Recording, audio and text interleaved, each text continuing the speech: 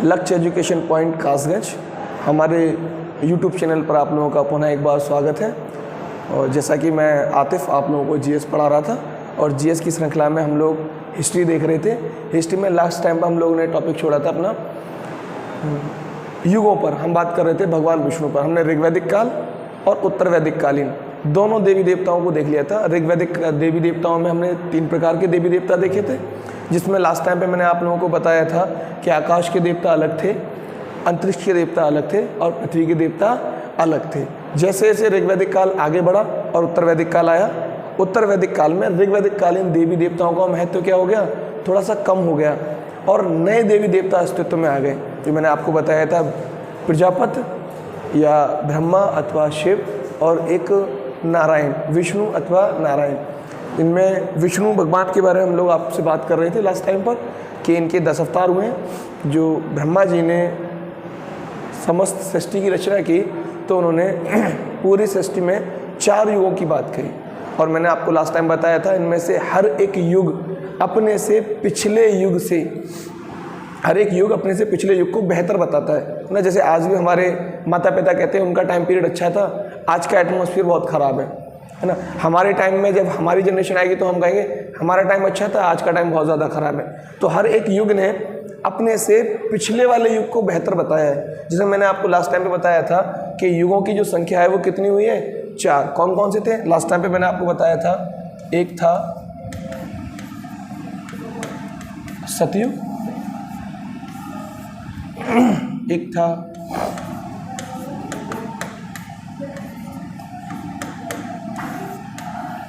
त्रेता युग, एक था द्वापर युग और एक था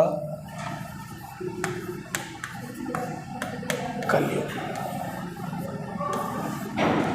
आज मैं और आप हम सब लोग जो हैं वो इस वाले युग में हैं, कलयुग में। कलयुग चल रहा है ना हर जगह पे, बहुत कलयुग है, घोर कलयुग है। तो हम कलयुग में खड़े हुए हैं आज, है ना। और स्टार्टिंग जो हुई थी वो सतयुग से हुई थी, क्योंकि ब्रह्मा जी ने जब ये युगों को बनाया था तो ब्रह्मा जी ने सब कुछ समान रूप से बांटा था। उन्होंने कहा था जो सतयुग है उसकी समय अवधि कितनी बनाई थी उन्होंने, 4,32,000। कितनी, 4,32,000। ये सतयुग की समय अवधि थी कि सतयुग इतने वर्षों तक चलेगा। त्रेता युग को भी उन्होंने कितना दिया, 4,32,000। द्वापर युग को 4,32,000। कलयुग को 4,32,000। हर एक युग का समय ब्रह्मा जी ने समान दिया। सतयुग 4,32,000 साल चलेगा, उसके बाद त्रेता युग आ जाएगा, त्रेता युग 4,32,000 वर्ष चलेगा, फिर द्वापर और उसके बाद फिर पहुंच जाएगा जाकर कलयुग। लेकिन जिस युग में लोगों ने जितना ज़्यादा धर्म कर्म किया, भगवान ने उस युग को उतना ही, ब्रह्मा जी ने उस युग को उतना ही क्या कर दिया, बढ़ा दिया। जैसे हमारे ऐसे मान लो यदि कोई व्यक्ति को 20 साल की आयु मिली हो और वो अपने 20 वर्ष दूसरे के कल्याण में गुजार दे, तो भगवान कहते हैं ना ये तो भाई अच्छा व्यक्ति है, इसकी आयु तो थोड़ी और बढ़नी चाहिए। इसके लिए तय किया गया था, निर्धारित किया गया था 20 वर्ष, लेकिन इसने 20 वर्ष अपने लिए तो जिए नहीं, समाज के लिए जिया, दूसरों के लिए जिया, तो उसकी आयु बढ़ा दी जाती है। ऐसे ही ये जो सतयुग था ना, यहाँ पर धर्म कर्म पुण्य बहुत ज़्यादा था। यहाँ पर लोग सत्य बोलते थे, झूठ का कोई कॉन्सेप्ट नहीं था। तो इन लोगों ने बहुत ज़्यादा धर्म कर्म करके अपनी समय अवधि को भी बढ़ा लिया। कितना बढ़ाया, 4 गुना करा लिया। कितना गुना करा लिया, 4 गुना। अब देखो सतयुग में धर्म कर्म 4 गुना हुआ, त्रेता युग में धर्म कर्म और घट गया, लोग पापी होने लगे, ऐसे मान लो, है ना। यहाँ से पाप यहाँ ज़्यादा हो गया, यहाँ से ज़्यादा पाप यहाँ हो गया और यहाँ से ज़्यादा पाप यहाँ की तो सीमा ही नहीं है। आज आप देख रहे हो हर वो व्यक्ति सही है जिसको चोरी का मौका नहीं मिल रहा है ना। आज के समय में सब लोग सही हैं, बस जब तक उनको चोरी का मौका ना मिले, उसी को बोलते हैं कलयुग चल रहा है। तो यहाँ पर 4 गुना किया, यहाँ पर धर्म कर्म कितने गुना किया, 3 गुना। यहाँ पर धर्म कर्म कितने गुना किया, 2 गुना। और यहाँ पर धर्म कर्म कितना किया, 1 गुना। यानी यहाँ वालों को तो आयु जितनी है उतनी ही बहुत है, ऐसे मान लो, है ना। और यहाँ वालों की आयु डबल, यहाँ वालों की आयु ट्रिपल और यहाँ वालों की 4। अगर हम इसको देखें तो चलना था 4,32,000, चला कितना,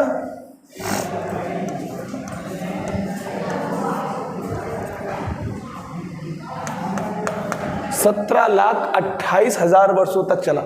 अगर आपसे कहा जाए सतयुग की आयु कितनी निर्धारित की गई, आयु निर्धारित की गई 4,32,000, चला कितना 17,28,000 वर्ष। क्यों? क्योंकि यहाँ धर्म कर्म बहुत ज्यादा था। आयु निर्धारित की गई त्रेता युग की कितनी 4,32,000 और चलेगा कितना 12,96,000 वर्ष। आयु निर्धारित की गई कितनी 4,32,000 और चलेगा कितना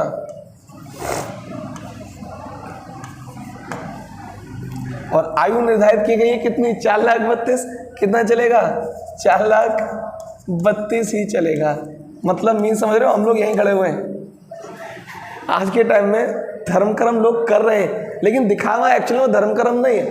अगर धर्म कर्म एक्चुअल में होता तो शायद हमारे वाले युग की भी अवधि क्या हो जाती, बढ़ जाती। लेकिन सबसे ज्यादा धर्म कर्म जो हो रहा है आज, वो इसी युग में दिखाया जा रहा है।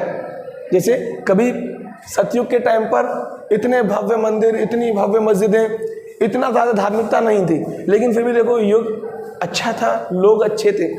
जैसे जैसे युगों में अंतर आया वैसे वैसे मंदिर, मस्जिद, गुरुद्वारे, चर्च अच्छे होते चले गए, बढ़िया होते चले गए, लेकिन धर्म कर्म घटता चला गया। लेवल देखो आप, लेवल घटता जा रहा है।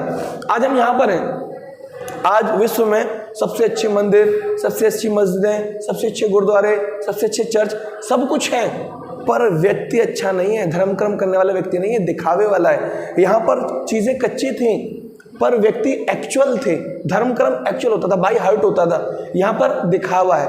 तो यहाँ की आयु तो जितनी निर्धारित की गई उतनी ही होगी, है ना। अब आप लोग मुझे कमेंट में बताना, कुछ लोग है ना जो लगातार इसको देख रहे हैं, मुझे कमेंट में बताइएगा कि इसकी आयु 4,32,000 निर्धारित की गई, इतना ही चलेगा।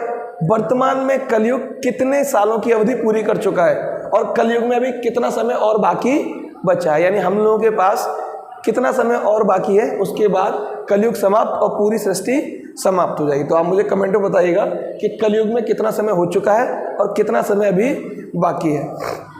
देखो यहाँ भगवान ने 4 गुना किया धर्म कर्म, और इस 4 गुना से कॉन्सेप्ट निकला कि भगवान विष्णु का अवतार भी कितनी बार हुआ, 4 बार।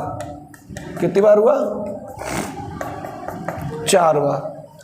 धर्म कर्म 4 गुना आयु बढ़ गई, और भगवान विष्णु भी कितनी बार आए, 4 बार। एक बार अवतार लिया मत्स्य, एक बार मत्स्य के रूप में आए, एक बार आए कूर्म, एक बार आए बराह, और एक बार आए नरसिंह।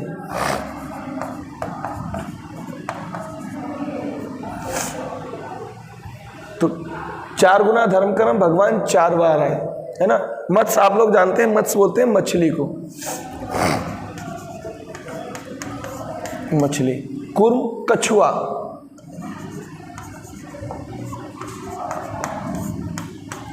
बरा किसको बोलते हैं, बरा होता है सुअर, और नरसिंह किसको बोलते हैं, नरसिंह होता है अर्ध मानव, आधा मानव आधा जीव, इसको बोलते हैं अर्ध मानव। वही जब पाप बढ़ा और हिरण्यकश्यपु प्रहलाद वाला सीन, तब भगवान विष्णु ने नरसिंह अवतार लिया था, है ना, कि आधा मानव और आधा शेर वाला अवतार। तो ये देखो जैसे जैसे पाप बढ़ता जा रहा है वैसे वैसे भगवान विष्णु अवतार लेते चले जा रहे हैं। त्रेता युग में आ जाओ, त्रेता युग में धर्म कर्म कितने गुना हुआ, 3 गुना, और भगवान विष्णु ने अवतार भी कितनी बार लिए, 3 बार। एक बार इनका अवतार रहेगा कौन सा, बामन। कौन सा अवतार है, बामन। बामन के बाद इनका अवतार है परशु, बोलते हैं हम परशुराम, फिर राम। फिर द्वापर युग में देखो धर्म कर्म कितने गुना हुआ, 2 गुना, और भगवान विष्णु कितने बार आए, 2 बार, 2 अवतार लिए। एक श्री कृष्ण, कौन सा अवतार था, एक श्री कृष्ण के रूप में, और एक बार बौद्ध के रूप में, या आप कह सकते हो बुद्ध के रूप में, महात्मा बुद्ध। और अब कलयुग, और कलयुग में धर्म कर्म कितना हो रहा है, 1 बार। तो भगवान विष्णु भी कितनी बार आएंगे, एक बार, और वो अवतार कौन सा होगा? कल्कि। कौन सा अवतार होगा? कल्कि। तो जैसे ही कलयुग समाप्ति की ओर होगा वैसे ही भगवान विष्णु का कल्कि अवतार होगा, पूरी सृष्टि क्या हो जाएगी? समाप्त हो जाएगी। अब यहाँ से अगर हम देखें कि सतयुग में जो टाइम पीरियड था वो सेम, त्रेता युग का सेम, द्वापर युग का सेम, कलयुग का सेम, लेकिन सतयुग में लोगों ने धर्म कर्म 4 गुना किया तो उनकी आयु भगवान ने 4 गुना बढ़ा दी। 4,32,000 की जगह 70,28,000 साल तक सतयुग हमारा चला। इसके बाद भगवान विष्णु ने यहाँ पर 4 बार अवतार भी लिया। पहला अवतार मत्स्य के रूप में यानी मछली के रूप में, दूसरा अवतार कूर्म कछुए के रूप में, तीसरा अवतार बरा सूअर के अवतार में, और चौथा नरसिंह अवतार। फिर त्रेता युग में धर्म कर्म कम हो गया, और धर्म कर्म जब कम हुआ तो इसीलिए इनकी आयु भी घट गई। 4 गुना से कितनी रह गई? 3 गुना। तो चलना था 4,32,000, चला कितना? 12,96,000। और यहाँ पर जो अवतार हुए वो कौन कौन से हुए? वामन, परशुराम और राम, है ना, 3 अवतार हुए। फिर द्वापर युग में 2 श्री कृष्ण और बुद्ध, और कलयुग में कितने? 1 अवतार जिसको हम बोलते हैं कल्कि अवतार। और इस कल्कि अवतार के बाद सृष्टि क्या हो जाएगी? समाप्त। अब लास्ट टाइम मैंने आपसे डिस्कस किया था कि सुपर टेट जो रिटन वाला था, है ना, ऑप्शनल नहीं था, उसमें क्वेश्चन पूछा गया था। वो ये पूछा गया था राम, भगवान राम कौन थे? वो यहीं से लिया गया था क्वेश्चन, और मैंने आपसे कहा उसमें आंसर लिखना था बच्चों को सुपर टेट में। पहली बार हमारे ऐसी परीक्षा आयोजित कराई गई थी जिसमें ऑप्शनल को हटा करके क्या करा था, आपको आंसर 1 लाइन में लिखना है। अब क्वेश्चन आया भगवान राम थे, किसी ने लिखा सीता के पति थे, किसी ने लिखा राजा दशरथ के पुत्र थे, किसी ने लिखा कि रावण के शत्रु थे, किसी ने कहा लक्ष्मण के भाई थे। लेकिन आयोग इन संबंधों पे बात नहीं कर रहा था। आयोग फैक्ट देखता है, फैक्चुअल चीजें पूछता है। राइट आंसर आयोग ने वहां दिया था कि भगवान राम भगवान विष्णु के अवतार थे। क्या थे? अवतार। और सब लोग कहते हैं हमारा आंसर सही है। तो वो संबंधों पर बात नहीं कर रहा है आयोग बात कर रहा था एक्चुअलिटी पर। भगवान विष्णु के 10 अवतार हुए और उन 10 अवतारों में एक अवतार कौन सा माना गया है? भगवान राम का। अब अगर वो आयोग क्वेश्चन को चेंज कर देता, हो सकता है नेक्स्ट टाइम वो पूछ ले भगवान राम का अवतार किस युग में हुआ, आपको 4 ऑप्शन मिल जाएंगे, सतयुग में, त्रेता युग में, द्वापर युग में या कलयुग में। तो आप बताओगे भगवान राम का जो अवतार हुआ था वो कौन से युग में हुआ था? त्रेता युग में। या आपसे पूछ ले श्री कृष्ण का अवतार, भगवान श्री कृष्ण का अवतार माना जाता है, तो ये भी भगवान विष्णु का ही एक अवतार है। और ये कौन से वाले युग में हुआ है? द्वापर युग में हुआ है। बुद्ध, महात्मा बुद्ध भी उन्हीं के अवतार माने गए। और ये अवतार कब हुआ है? ये अवतार हुआ है आपका द्वापर युग में। तो ऐसे करके यहाँ से कोई भी क्वेश्चन क्या कर सकता है? पूछ सकता है आयोग। अब ये बात हो गई धार्मिकता पर। अगर इसके अलावा मैं बात करूँ अकॉर्डिंग टू साइंस, जैसे हमारे यहाँ तो बहुत सारे बुद्धिजीवी लोग हैं जो साइंस पर बात करते हैं, तो अकॉर्डिंग टू साइंस अगर हम देखें तो साइंस भी इस बात की पुष्टि करता है कि पूरी पृथ्वी पर सबसे पहले जिन जीव का जन्म हुआ वो कौन थे? जल में रहने वाले जीव, जलीय जीव। कौन से जीवों का सबसे पहले विकास हुआ है? अगर आप अकॉर्डिंग टू साइंस देखें तो साइंस के अनुसार भी समस्त पृथ्वी पर सबसे पहले जलीय जीवों का विकास हुआ। तो जलीय जीव, इसका मतलब भगवान विष्णु का अवतार पहला कौन सा था? मत्स्य अवतार। फिर साइंस कहता है जल में रहने वाले जीवों के बाद दूसरा जो अवतार हुआ वो किसका हुआ?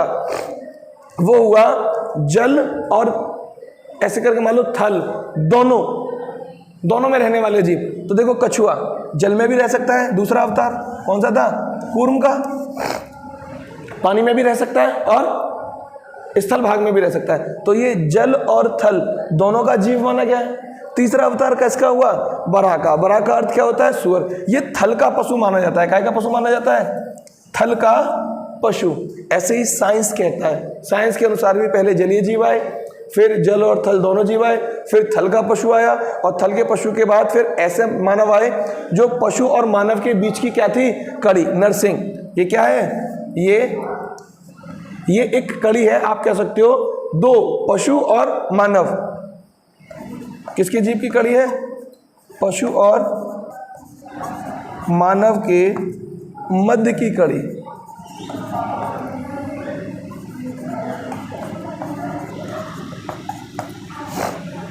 उसके बाद वामन अवतार हुआ। वामन अवतार किसको कहते हैं? वामन अवतार कहते हैं लघु मानव। इसी को क्या बोलते हैं?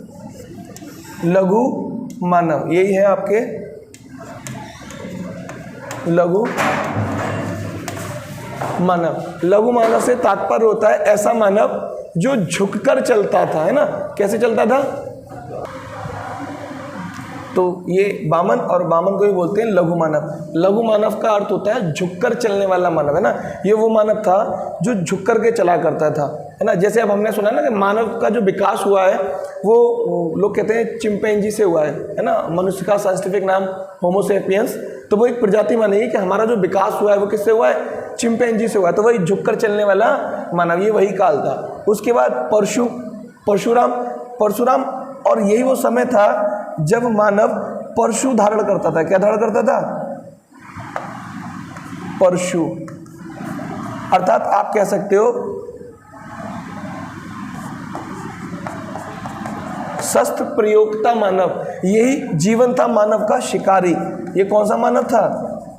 ये शिकारी मानव था जो अपना पेट भरने के लिए, भोजन के लिए किसके पर डिपेंड रहता था? शिकार पर डिपेंड रहता था। इसको हम बोलते हैं शिकारी मानव। ये शिकारी मानव है। जैसे आपने सुना होगा ना कि कभी किसी टाइम में प्राचीन काल में जो मानव था वो कंद मूल फल खाता था और पत्थर के औजार बना करके शिकार करता था जंगली जानवरों का, और जंगली जानवरों को शिकार करके वो भोजन कर लेता था। उसको खेती का, कृषि का कोई ज्ञान नहीं था। ये वही वाला मानव है, इसको हम बोलते हैं परशुराम। उसी समय अवतार हुआ था भगवान विष्णु का, परशुराम अवतार। उसके बाद नेक्स्ट अवतार आया किसका? भगवान राम। अब भगवान राम के विषय में सभी लोग जानते हैं, ये पुरुषोत्तम थे, पुरुषों में सबसे ज़्यादा उत्तम। यानी आप ये कह सकते हो समुदाय में रहने वाला मानव। कौन से मानव का जीवन शुरू हो गया यहाँ से? समुदाय में रहने वाला मानव, है ना। इसी चीज़ पर मैं यूपी टेट में आप लोगों को बताया था कि जो मानव था, मानव का जो विकास हुआ है, तो उसी को हम बोलते हैं आखेटक काल। ये आखेटक काल का मानव है, ऐसे करके समझ लो, जो शिकार के ऊपर क्या रहता था? डिपेंड रहता था। ये आखेटक काल। और आखेटक काल में मानव की सबसे बड़ी समस्या थी कि वो दिन में तो शिकारी जीवन जी लेता था, जंगली जीवों का शिकार कर लेता था, लेकिन रात में उसके साथ समस्या थी कि जंगली जीव उसका शिकार कर लेते थे। दिन में वो किसी को लंच डिनर बना रहा है और अंधेरा हुआ तो जंगली जीव उसको लंच और डिनर बना रहे हैं, क्योंकि रात्रि के समय मानव को दिखना कम हो जाता है और जंगली जानवरों को दिखना क्या हो जाता है? ज़्यादा। कम रोशनी में भी वो लोग ज़्यादा देख सकते हैं। तो इनके साथ समस्या थी इस आखेटक काल में, और इसी समस्या को लेकर मानव ने चिंतन किया, क्योंकि समस्त जीवों में सबसे श्रेष्ठ जीव जो है वो मानव ही है। और क्यों है? चिंतन की वजह से। मानव चिंतन करता है, अन्य जीव इतना चिंतन नहीं करते। और इसी समय पर मानव ने चिंतन किया, और चिंतन करने के बाद उन्होंने ये निष्कर्ष निकाला कि यदि हम लोग अलग अलग रहेंगे तो जंगली जानवर हमारा कभी भी शिकार कर लेगा। तो क्यों ना हम इस आखेटक काल में समुदाय के साथ रहें। कैसे रहें? समुदाय के साथ मिलजुल कर, एक साथ सोएं, एक साथ उठें, एक साथ घूमें, जिससे जंगली जानवरों में हमारा भय बने। और वही नेक्स्ट लेवल था, नेक्स्ट अवतार था भगवान श्री राम का, जिसमें हमने कहा समुदाय में रहने वाला मानव। यानी यहाँ से सामाजिक जीवन शुरू होना क्या हो गया? स्टार्ट हो गया। इसी को हम कह सकते हैं ये कैसा जीवन है? सामाजिक जीवन। और यही शिकारी जीवन हमारा कैसा था? अस्थायी था। अब जैसे ही भगवान श्री राम का अवतार होगा, यहाँ से हम लोगों का जीवन स्थायी होना शुरू हो जाएगा। समुदाय में रहना, समाज में रहना, सामाजिक मानव। तो एक्चुअल में ये क्या हो गया? स्थायी जीवन जीने वाला। इसका जीवन कैसा हो गया? स्थायी, परमानेंट। अब ये जंगलों में इधर उधर भटकेगा नहीं, बल्कि किसी एक जगह अपना कबीला टाइप का बनाकर, कबीलाई तत्वों की प्रधानता बढ़ेगी ना, यहीं से कबीलों में, समुदायों में रहना क्या करेगा? शुरू करेगा। और उसी को हम कहते हैं भगवान श्री राम का अवतार। इसके बाद नेक्स्ट अवतार होगा श्री कृष्ण, और श्री कृष्ण का अवतार वो होगा जब यही जीव जो कभी शिकार करता था फिर समुदाय में रहना शुरू किया, और यही मानव जाति यही पशुपालन सीख लेगी। क्या सीख लेगी? पशु पालन। सबको पता है ना, श्री कृष्ण के समय में गायों का बहुत ज़्यादा महत्व था, है ना। ग्वाला माने गए हैं, है ना। पशुओं को पालना, पशुओं को चराना, ये वो समय था जब यहाँ पर पशुओं का जीवन में बहुत ज़्यादा क्या था? महत्व। अब देखो, शिकार करना छोड़ दिया, समुदाय में रहना शुरू कर दिया, और समुदाय के साथ साथ पशु पालना क्या कर दिए? शुरू कर दिए। अब ये पशुओं को पाल रहे हैं, इनकी अर्थव्यवस्था धीरे धीरे बनती चली जा रही है। अभी तक इनकी कोई अर्थव्यवस्था नहीं थी, अब इनकी अर्थव्यवस्था का आधार बन गया, ऐसे मान लो पशुपालन। आगे चलकर जैसे अवतार होगा किसका? बुद्ध का, और जैसे ही बुद्ध का अवतार हुआ, इस बुद्ध के अवतार का मतलब है कि मानव अब विकास के क्रम में इतना आगे बढ़ गया, इतना आगे बढ़ गया कि मानव कृषि करना भी सीख लेगा। क्या सीख लेगा? कृषि।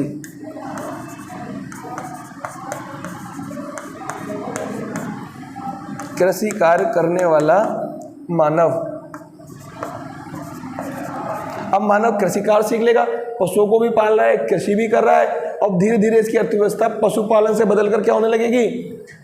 कृषि होने लगेगी। वही हमने आपको बताया था, ऋग्वैदिक काल में आर्यों की अर्थव्यवस्था पशुपालन पर आधारित थी, और जैसे ही उत्तर वैदिक काल आएगा, उत्तर वैदिक काल में उनकी अर्थव्यवस्था किस पर बदल जाएगी? कृषि पर। किस पे हो जाएगी चेंज? कृषि में। और कृषि में भी वो इतनी खेती कर लेंगे, इतनी खेती कर लेंगे कि वो कई कई फसलों का उत्पादन करने लगेंगे, जैसे गोदुम है, ब्री है ना, मांस है जिसको उड़द बोलते हैं, सरसप है, यहाँ तक कि चावल की भी 5-5 किस्मों की वो क्या करने लगे थे? उत्पादन करने लगे थे। और लास्ट अवतार आपको बताया कौन सा होना है? कल्कि अवतार। ये कैसा अवतार है? लास्ट। ये अवतार वो है जब कलयुग में सारे लोग कलयुगी हो जाएंगे, यानी ऐसे मान लो समस्त पृथ्वी पर सारे पापी हो जाएंगे, और इन पापियों का विनाश करने के लिए किसका अवतार होगा? भगवान विष्णु का अंतिम अवतार। और उसी अवतार का नाम क्या है? कल्कि अवतार। और उसमें कहा गया है कि पहचान भी बताई गई है। सतयुग कलयुग में जब वो आएंगे तो सफ़ेद वस्त्र पहने होंगे, हाथ में तलवार होगी, घोड़े पे सवार होंगे, और उसके बाद वो पापियों का सर्वनाश करेंगे और संपूर्ण सृष्टि क्या हो जाएगी? खत्म। इस तरह चारों युग क्या हो जाएंगे? कंप्लीट हो जाएंगे। चाहे इसका स्क्रीनशॉट लेना हो तो स्क्रीनशॉट ले लो। कुछ बच्चों की बोल रहती है बहुत डिमांड।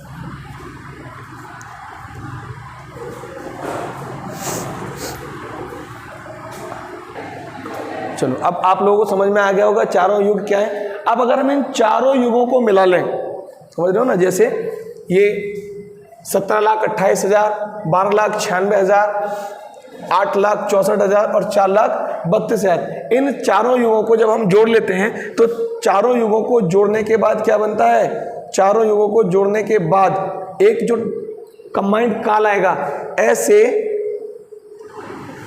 दिव्य युग। ऐसे मान लो, जैसे मैं आगे ले लेता हूं, जब हम चारों युगों को क्या कर लें? चारों युगों को जोड़कर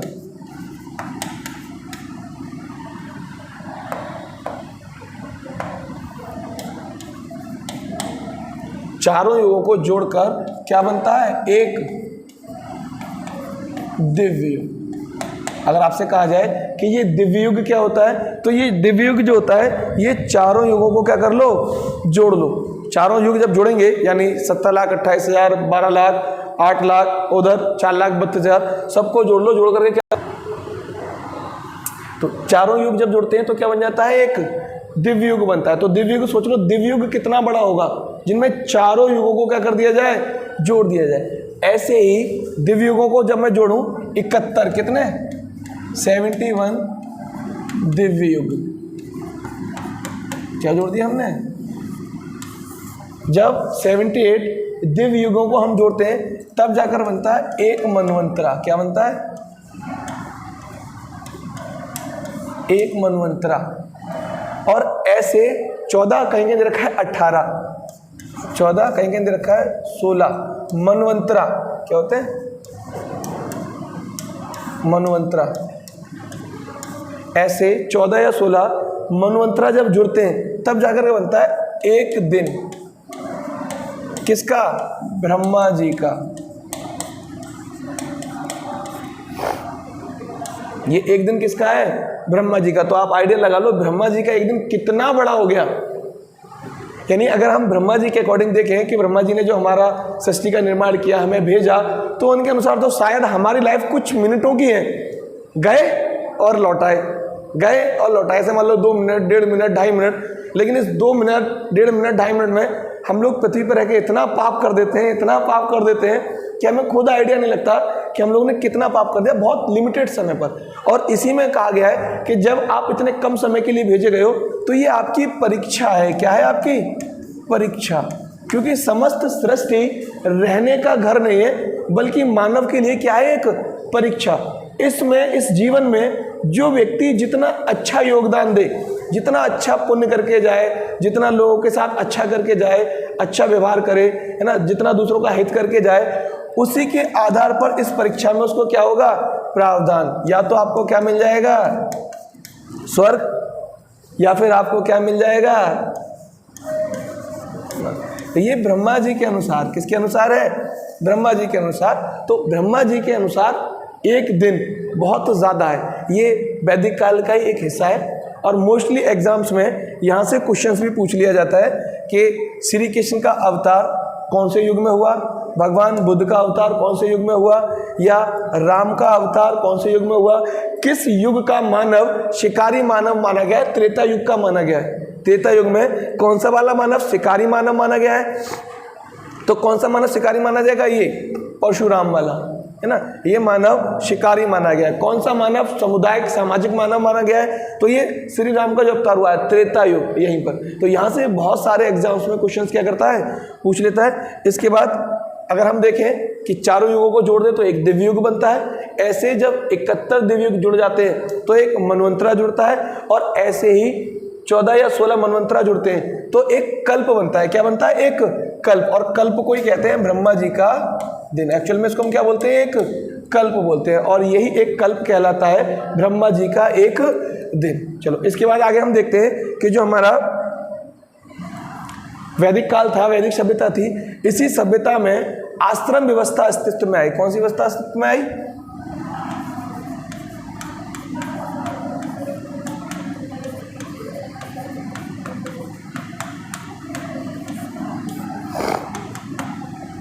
आश्रम व्यवस्था।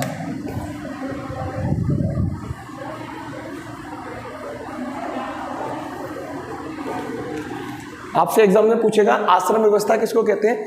आश्रम व्यवस्था भी वैदिक काल में आई थी। आश्रमों की संख्या 4 होती है। कितनी होती है आश्रमों की संख्या, 4।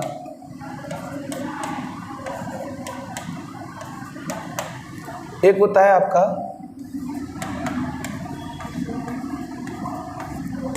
ब्रह्मचर्य आश्रम, एक होता है आपका गृहस्थ आश्रम, एक होता है आपका वानप्रस्थ आश्रम, और एक होता है आपका संन्यास आश्रम।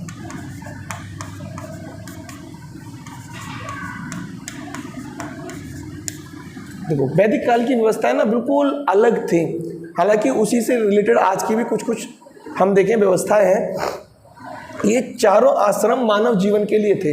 इनमें से सबकी अवधि 25 वर्ष मानी गई है। कितने वर्ष, 25 वर्ष। इसकी भी अवधि 25 वर्ष, इसकी भी अवधि 25 वर्ष, और इसकी भी अवधि 25 वर्ष, है ना। 25 वर्ष ब्रह्मचार्य आश्रम की अवधि थी, समय अवधि, 25 गृहस्थ की, 25 वानप्रस्थ की, और 25 संन्यास की। इससे आप ये आइडिया लगा सकते हो कि शायद उस समय वैदिक काल का जो समाज था, उस समय व्यक्ति की लगभग अगर मैं कहूँ सामान्य आयु कितनी रहती होगी, 100।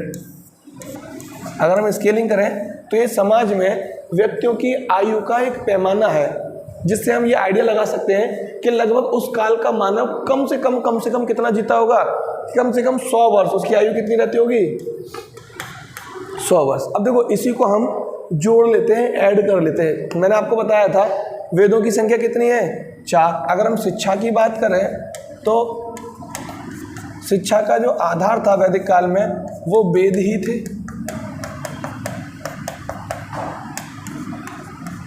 ऋग्वेद, सामवेद, यजुर्वेद और अथर्ववेद। और मैंने आपको बताया था वेदों का अध्ययन करने में भी उस समय लगता था 12 वर्ष का। कितना समय लगता था, 12 वर्ष।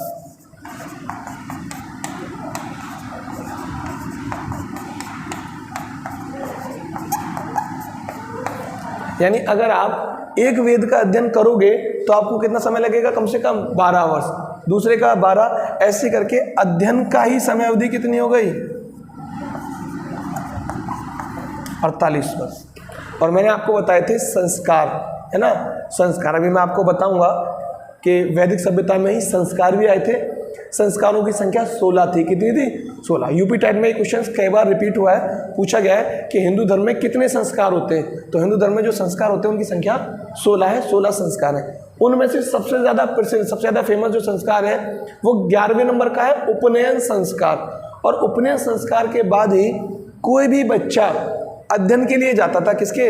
ऋग्वेद के लिए। और ये अध्ययन के लिए जो बच्चा जाएगा उनकी व्यवस्था भी थी। हमारे यहाँ वर्ण व्यवस्था भी आई थी, हमने देखो सारी व्यवस्थाएं देख ली। और ये जो वर्ण व्यवस्था आई थी हमारे यहाँ, इस वर्ण व्यवस्था में हमने देखा था कि एक जगह हमारे यहाँ ब्राह्मण, एक जगह क्षत्रिय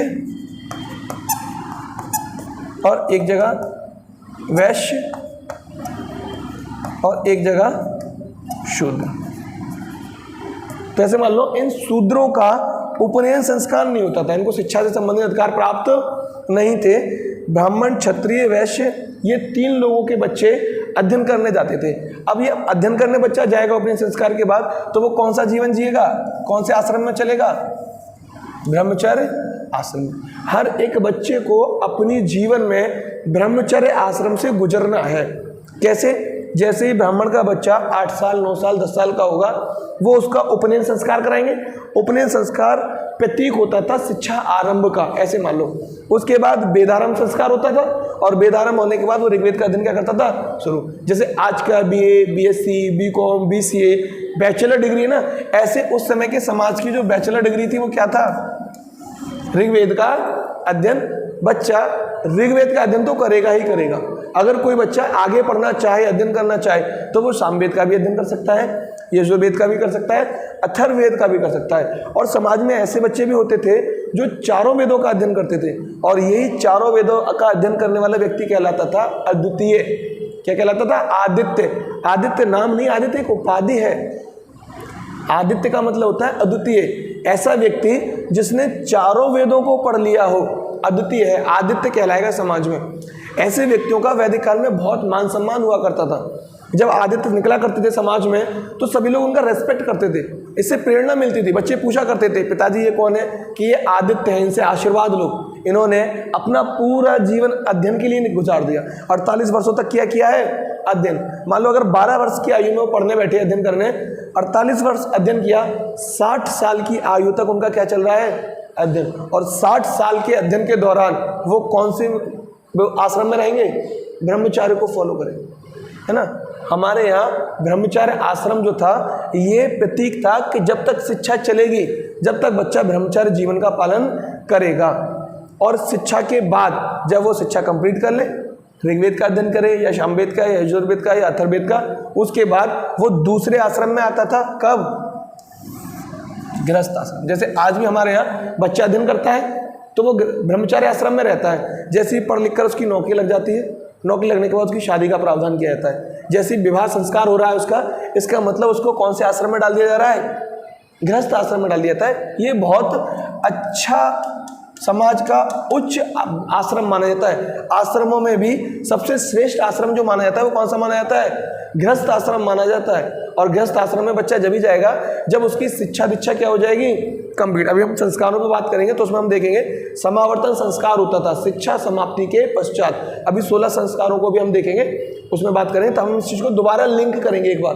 तो आप ऐसे समझ लो कि ब्राह्मणों के जो बच्चे थे तो वो थोड़ा सा पढ़ाई लिखाई के प्रति अवेयर रहते थे, जागरूक रहते थे, तो वो अपने बच्चों का उपनयन जल्दी करा देते थे। 8 से 10 साल में करा देते थे। कितने वर्ष में?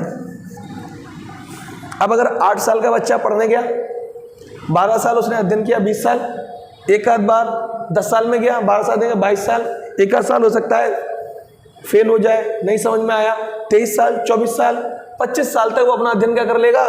पूरा। क्षत्रिय अपने बच्चों को थोड़ा सा लेट भेजते थे, और वो भेजते थे 9 से 11 वर्ष। 9 वर्ष में जाएगा तो भी 21 वर्ष, 22 वर्ष, 23 वर्ष। वैश्य जो थे वो और लेट भेजते थे।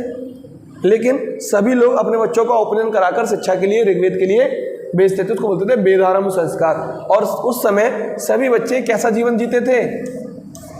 ब्रह्मचर्य जीवन जीते थे। जैसे ही ब्रह्मचर्य जीवन खत्म होता था, शिक्षा समाप्त होती थी, उनको गृहस्थ आश्रम में डाल दिया जाता था। अब 25 साल के बाद 25 से 50 के बीच वो कौन से आश्रम में रहेगा? गृहस्थ। और ये वो अवस्था होती है जिस समय उस बच्चे के ऊपर सारी जिम्मेदारियां दे दी जाती हैं। धीरे धीरे वो अपनी सारी जिम्मेदारियों को क्या करता है? निर्वहन करता है और अपने परिवार को, अपने वंश को आगे बढ़ाता है, परिवार का नाम चलता है उससे। और जैसे ही वो 50 साल से क्रॉस होता है आगे, तो आप देखो संसारिक कार्यों में उसका मन कम लगता है। 50 साल के बाद संसारिक मोह माया क्या है? थोड़ी थोड़ी छूटने लगती है। तभी हम उसी अवस्था को कहते हैं वानप्रस्थ। वो कौन सी अवस्था होती है? वानप्रस्थ, जो 50 से 75 वर्ष के बीच होती है। अगर आपसे पूछा जाए कि वानप्रस्थ की अवस्था की अवधि बताइए, तो कितनी होगी? 50 से 75। 50 साल ऊपर हो गए, 25 साल ये रहे, तो 50 से 75 के बीच में कौन सी अवस्था रहती है? वानप्रस्थ। ये वो अवस्था रहती है जिसमें व्यक्ति इस लेवल पर पहुंच जाता है कि उसकी संतानें जवान हो जाती हैं और वो अपनी संस्कारों का विवाह संस्कार करा रहे होता है अपनी संतानों का। यानी एक तरीके से वो अपने परिवार को इतना आगे बढ़ा चुका होता है कि उसका पुत्र, उसकी पुत्री वयस्क हो चुके होते हैं और वो लोगों का विवाह करा रहा होता है, उनकी जिम्मेदारी निभा रहा होता है। और शायद वो कुछ ही समय बाद दादा बन जाए और प्रमोशन हो जाए। और जैसे ही दादा 75 साल क्रॉस किया उसने, वैसे ही कौन से आश्रम में आ जाता था? ऑटोमेटिक संन्यास। जैसे आज भी हमारे यहाँ, आज तो खैर 75 साल तक अगर आप जी लो तो बहुत बड़ी अपॉर्चुनिटी है। पहले लोग जीते थे, नॉर्मल उनकी आयु 100 वर्ष होती थी। आज तो हमारे समाज का स्केलिंग है 60 वर्ष का, कि अगर आप 60 वर्ष तक जी जा रहे हो तो आप बहुत जी लिए। इसीलिए सरकार भी 60 साल के बाद रिटायर कर देती है। 60 साल अब ये रिटायर, अब ये किसी वर्ग के लायक नहीं है। उस समय लोग ज़्यादा जिया करते थे, उनका खान पान इस लेवल का हुआ करता था, आज की तरह सिंथेटिक नहीं होता था। तो जैसे ये 75 से 100 के बीच में आएगा, ऑटोमेटिक ये क्या ले लेगा? घर के, संसार के सारे कार्यों से धीरे धीरे क्या ले लेगा? छुट्टी, ऑटोमेटिक। और इसका मन काय में लगने लगेगा? तीर्थ यात्राओं में, भगवान की पूजा में, आराधना में, प्रेयर में, इसमें लगेगा। तब हम कहेंगे ये कौन सी अवस्था इसकी शुरू हो गई? संन्यास वाली। 75 से 100। अब ये 75 से 100 तक चले, हो सकता है 105 चले और हो सकता है उसके आगे भी चली जाए, बहुत आगे भी बढ़ सकती है। उसको हम बोलते हैं संन्यास। ऑटोमेटिक वो सारी चीज़ों से क्या ले लेता है? संन्यास ले लेता है। तो ये हमारे यहाँ आश्रम व्यवस्था थी। ये भी कब आई थी? वैदिक काल में ना। इसके बाद अगर हम आगे बात करें तो इसके बाद वैदिक काल में ही दर्शन आए, और दर्शन के बाद ही हम देखेंगे कि वैदिक काल में शिक्षा का आधार कैसे कैसे था, है ना। विवाह के लिए लड़की की, कन्या की सही आयु क्या थी, सही आयु पर विवाह हो जाने वाली कन्या को क्या कहा जाता था, है ना। या मैं कहूँ लड़कों के विवाह की आयु कितनी थी वैदिक काल में। इसके अलावा 16 संस्कार हैं, इसके अलावा दासराग युद्ध है। इन सब के विषय में हम चर्चा करेंगे अपने लास्ट वीडियो में। जो हमारी नेक्स्ट वीडियो आएगी वो नेक्स्ट एंड लास्ट होगी वैदिक काल को लेकर। इसके बाद आपको हड़प्पा सभ्यता और वैदिक काल दोनों कंप्लीट। इसके बाद हम बात करेंगे इसके क्विज पर, इसके क्वेश्चन पर, किस किस आधार पर इसके क्वेश्चंस बनते हैं और क्या क्या क्वेश्चंस का नेचर हो सकता है, या आयोग किस किस टाइप के क्वेश्चन हमसे परीक्षाओं में पूछ सकता है। जैसे मैंने आपको बताया पीईटी एग्जाम आ रहा है नेक्स्ट मंथ, और पीईटी को लेकर भी मैं एक अलग से वीडियो बनाऊंगा स्पेशल, जिसमें मैं हिस्ट्री के ये जो सीरीज चल रही है तो टाइम टेकन है, सिलेबस के अकॉर्डिंग चलेगा, स्लो मोशन में चल रहा है ये तो, क्योंकि एक एक बंस को हम क्लियरली पढ़ रहे हैं। लेकिन पीईटी के अकॉर्डिंग एक मैं अलग से वीडियो बनाऊंगा, जिसमें मैं चाहूँगा कि एक ही वीडियो में मैराथन लगाकर आपको इतना डाटा दे दिया जाए कि उसमें से आपके मोस्टली क्वेश्चंस क्या हो जाए, फंस जाए। उसके लिए भी मैं प्रयास कर रहा हूँ और आपके लिए जल्दी एक वीडियो बना दूंगा मैराथन की, पीईटी के एग्जाम से पहले ना। अगर वीडियो आपको पसंद आई हो तो इसको लाइक करें, चैनल को सब्सक्राइब करें। Thank you.